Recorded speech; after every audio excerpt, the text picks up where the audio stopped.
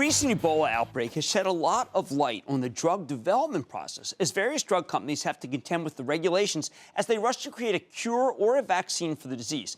That's why tonight I want to take a closer look at the drug development process with Quintiles. That's Q, letter Q for you home gamers. It's the largest contract research organization that conducts outsourced clinical trials for the pharmaceutical industry. I like to think of Quintiles as an arms dealer to the drug companies. They help pharma and biotech firms run outsourced late-stage clinical trials for drugs and vaccines, which is where most of the research and development budgets get spent. Now, I've been a big backer of Quintiles since right before it came public, and the stock's giving you a nice 11% gain since we last spoke to CEO Tom Pike this past May. But we're not talking stocks for a second here. Tonight, I want to focus on the scientific side of the business, which is why we're talking to Dr. Jeffrey Spader. He's Chief Medical and Scientific Officer of Quintiles Transnational Holdings, about the drug development process itself. This guy's the expert in this country, and how companies can get more quickly, get their therapies and vaccines to phase 3 clinical trials and ultimately FDA approval. Dr. Spader, great to have you on Mad Money. Jim, it's a pleasure to be here. Thanks for having me. All right, doctor, I know that there's two issues here. One is that we want to cure people who have Ebola or at least have the symptoms. And then the second is we want to inoculate care workers who will therefore not get it. Where do you think we are in the process in terms of time frame for either situation?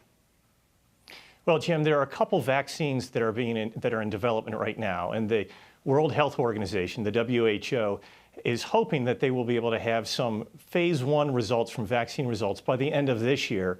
And they hope to be able to start a vaccine study in Western Africa sometime in early 2015.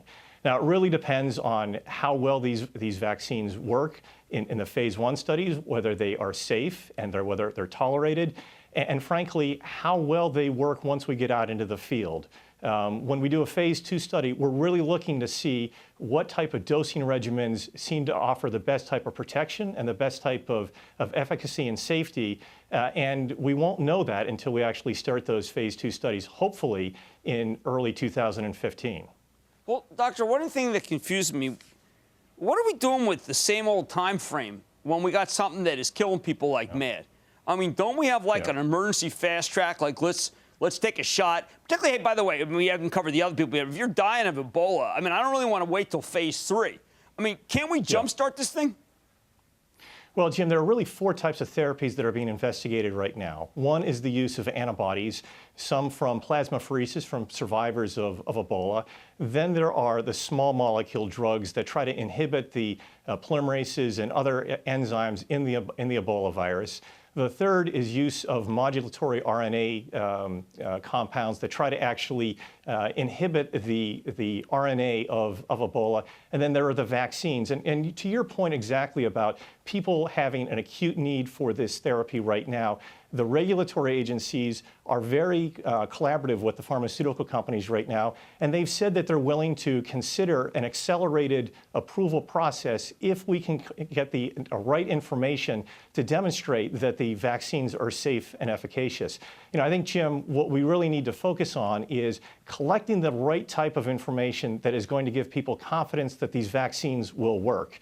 And we don't have to go through the traditional 3 phases of drug development if these vaccines seem to have good efficacy and good safety. But we have to be able to collect at least sufficient information to demonstrate that they will provide the type of protection that is needed and that they are safe. And so everybody, and this is one of the things that we've seen from the regulators, from the drug companies that we've been in communication with, is that there is a real desire for all parties involved to really try to accelerate this process as quickly as possible and to get the therapies into the hands of the people who are most in need of it at this time. So you're telling me this is the best you've ever seen it. I mean, you've been there for years. You've done this stuff. This is the quickest you've ever seen the system work? It is on par with what we saw with HIV years and years ago, although with even a greater sense of urgency, I think, on everybody's perspective.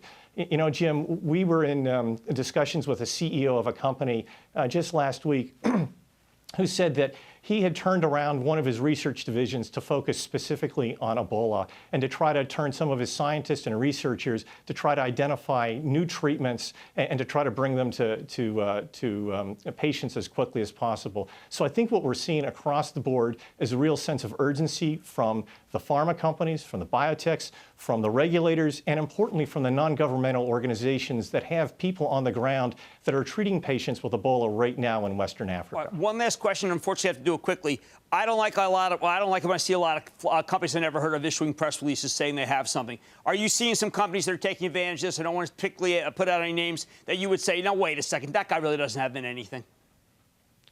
I think what we've seen is that there are a lot of scientists that are really committed to what's going on. I think the companies that have a track record in developing drugs, who have people who have experience in doing these types of studies, and who have had a commitment to developing vaccines in the past, especially in the underdeveloped world, are really doing the yeoman's work in trying to pull this around. And I have to say, I've just been very impressed by what they've done. You make me feel better. I think you make everybody who watches better. I know you're the expert in this. I want to thank you so much, Dr. Jeffrey Spader. He's the Chief Medical and Scientific Officer for Quintiles Transnational Holdings. Thank you so much, sir.